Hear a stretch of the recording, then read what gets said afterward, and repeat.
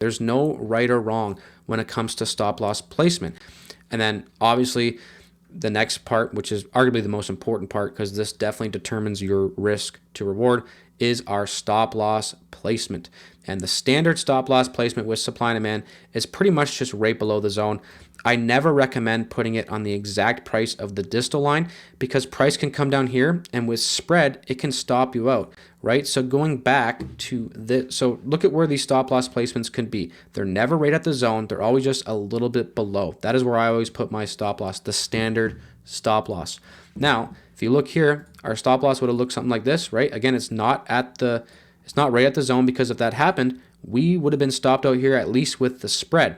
Where if we have it just a little bit below, now we have a little bit of wiggle room, and this demand zone was never broken. It was respected. This one just happened to test it all the way deep before getting that reaction, hitting our take profit. Now, I don't love to see that. I obviously prefer halfway in or something like that before I move up. So it is possible. That's why we give a little bit of wiggle room for our stop loss usually. Now, if you want to be ultra conservative, right? Yeah, you can have a wider stop loss, right? This is about as wide as I would go. And this is what I would call a very, very conservative stop loss. But it's important to remember, a wider stop loss, it is frustrating when you have a demand zone, your stop loss is here, it stops you out and price rallies. I'm sure many of you guys have had that frustration before. All I'm saying is that there are pros and cons to having both, and that is what you are going to have to figure out. A tighter stop loss, yes, it increases your risk reward.